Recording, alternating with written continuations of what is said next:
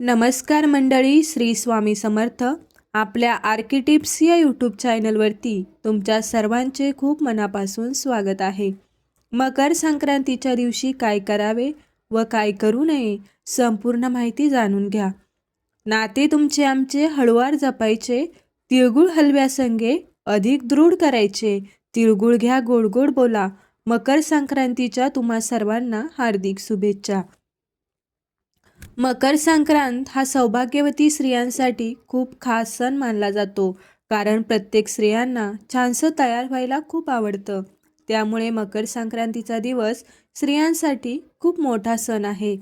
आज मी तुम्हाला मकर संक्रांती कशावर आली आहे व सौभाग्यवती स्त्रियांनी या दिवशी कोणत्या रंगाची साडी नेसावी, त्याचबरोबर कोणत्या रंगाची साडी चुकूनही नेसू नये, शिवाय संक्रांतीसाठी कोणते शुभ रंग आहेत, बांगड्या भरताना कोणत्या रंगाच्या बांगड्या ह्या अजिबात घालायच्या नाहीत आणि कोणत्या प्रकारच्या बांगड्या घालाव्यात, बोरनान किंक्रांत म्हणजे काय, अशी बरीच माहिती मी तुम्हाला आजच्या या व्हिडिओमधून देणार आहे.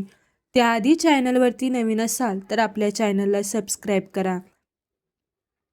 मकर संक्रांत 2026 ही 14 जानेवारीला बुधवारी आहे. पौष महिन्यात जेव्हा सूर्य मकर राशीत प्रवेश करतो आणि या दिवसापासून सूर्याचं उत्तरायण सुरू होतं. म्हणजेच सूर्य हा पूर्वेलाच उगवतो, पण तो उत्तरेकडे थोडासा झुकलेला दिसतो आणि या संक्रांतीपासून वातावरणातील थंडीही हळूहळू कमी होत जाते आणि संक्रांतीपासून दिवस हा हळूहळू मोठा होत जातो. मकर संक्रांतीला स्नान, दान, धर्म, देवाचे दर्शन, तप याला विशेष असं महत्त्व आहे.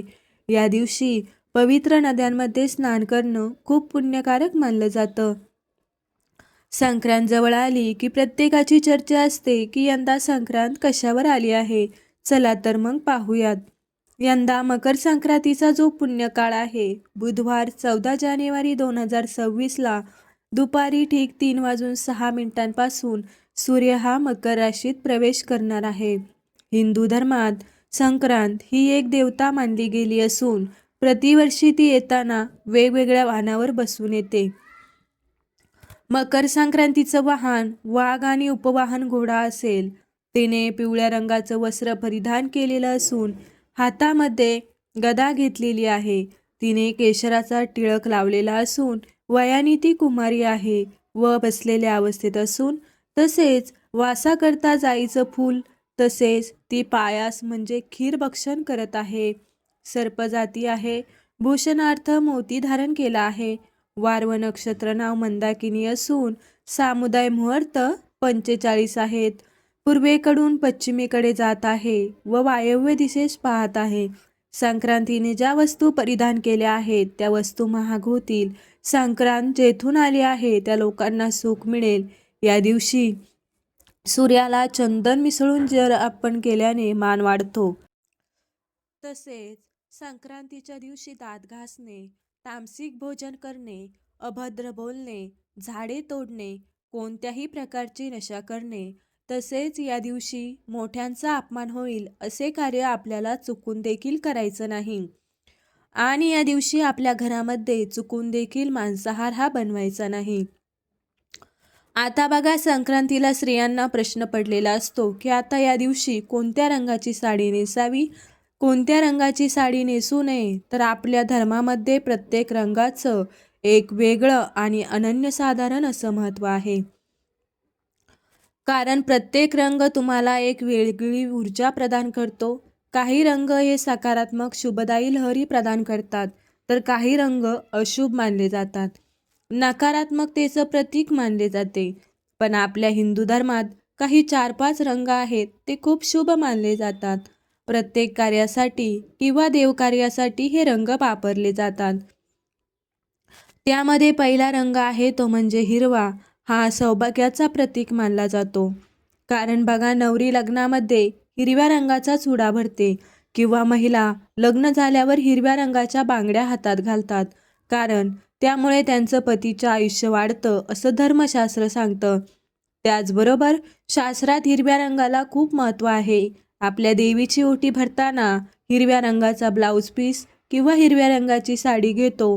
त्यावरून हिरवा रंग हा देवीला किती प्रिय आहे ते आपल्याला समजतं. त्यामुळे जर शक्य झालं तर तुम्ही किंवा तुमच्याकडे असेल तर हिरव्या रंगाची साडी ही आवश्यक नेसा. पण हिरव्या रंगाची साडी नसेल तर आपल्या हिंदू धर्मामध्ये लाल रंग हा सुद्धा खूप शुभ मानला जातो. तुम्हाला रोज देवीची पूजा करताना किंवा कोणतीही पूजा मांडताना आपण पाटावरती लाल रंगाचे वस्त्र टाकतो. कारण लाल रंग हा सर्व देवांना त्याचबरोबर माता लक्ष्मीला सुद्धा अत्यंत प्रिय आहे. हा रंग सौभाग्याचं उमंग आणि नवीन जीवनाचे प्रतीक मानला जातो. त्याचबरोबर आपल्या सौभाग्यातील एक सर्वात महत्त्वाची गोष्टी म्हणजे कुंकू. हे सुद्धा लाल रंगाचं असतं कारण की सौभाग्यातील सगळ्यात महत्त्वाची गोष्ट म्हणजे हळदी कुंकू. त्यामधील कुंकवाचा रंग हा लाल असतो. त्यामुळे लाल रंगाचं महत्त्व हे खूप जास्त आहे. त्यामुळे शक्य असेल तर तुम्ही मकर संक्रांतीला लाल रंगाची साडीही नेसू शकता. पुढचा रंग आहे केशरी. केशरी रंगाची साडी सुद्धा नेसू शकता. हा केशरी रंग त्याग, ज्ञान, शुद्धता आणि सेवेचे प्रतीक आहे. छत्रपती शिवाजी महाराजांच्या सेनेचा ध्वज, रामकृष्ण आणि अर्जुन यांच्या रथाचे ध्वज केशरी रंगाचे होते. कारण की केशरी रंग हा शौर्य, बलिदान आणि वीरतेचे प्रतीक मानला जातो. तसेच केशरी रंग हा देवी शक्तीचे प्रतिनिधित्व करतो. या रंगातून एक सकारात्मक ऊर्जा प्रवाहित होते. त्यामुळे तुम्ही केशरी रंगाची साडी जरी घेतली तरी सुद्धा नवीन प्रकारची ऊर्जा मिळते. त्यानंतर सर्वात स्त्रीवर्गाचा आवडता रंग म्हणजे गुलाबी रंग. गुलाबी रंग हा प्रत्येक स्त्रीला गुलाबी रंग खूप आवडत असतो. गुलाबी रंग हा प्रेमाचा रंग मानला जातो. हा रंग आनंदाचं प्रतीक मानला जातो. गुलाबी रंग हा नेहमी स्त्रियांना आकर्षित करत असतो. स्त्री जेव्हाही काहीही असो तरी देखील त्यांना गुलाबी रंग हा आवडतोच. गुलाबी रंगाचे कपडे परिधान केल्यामुळे आपलं मन देखील खूप प्रसन्न होतं. एक वेगळीच एनर्जी आपल्याला मिळत असते. गुलाबी रंगामुळे सुख, समाधान येतं, मनसुद्धा शांत राहतं. त्यामुळे गुलाबी रंगाचं एक वेगळंच असं महत्त्व आहे.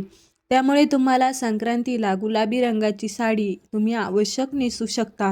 हे झाले शुभ रंग. आणि संक्रांती दिवशी अशा रंगाचे कपडे परिधान केल्याने हे रंग बाहेरची उष्णता शोषून घेतात आणि आपले शरीर उबदार ठेवतात. थंडीपासून आपले संरक्षण व्हावं म्हणून गडद रंगाचे कपडे या दिवशी घातले जातात. त्याचबरोबर तुम्ही चिंतामणी कलर, पोपटी कलर, राणी कलर, क्रीम कलर अशा रंगाच्या साड्यासुद्धा नेसू शकता.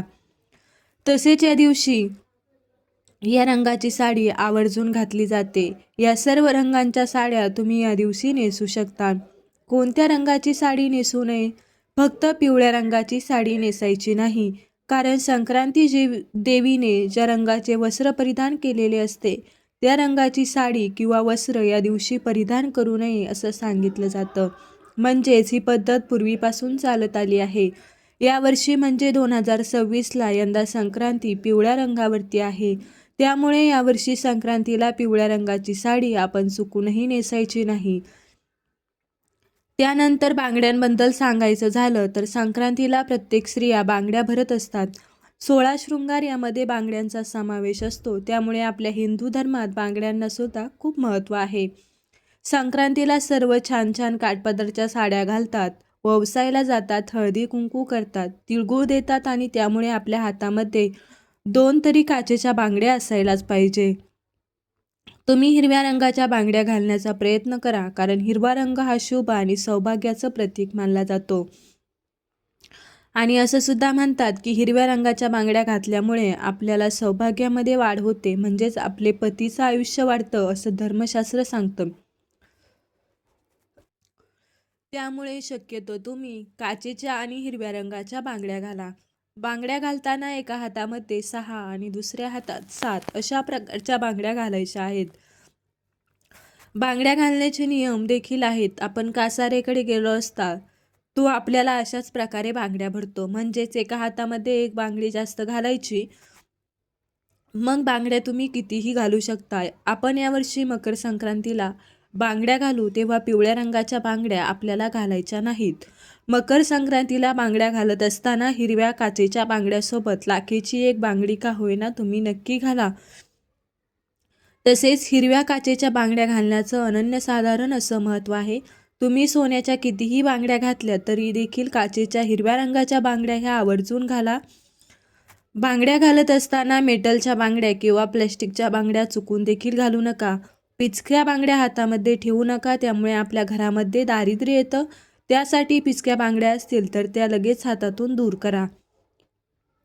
आता सगळ्यांना पडलेला प्रश्न म्हणजे पिवळ्या रंगावरती संक्रांत आली आहे, तर या कारणाने आपण हळदी कुंकू लावावे का?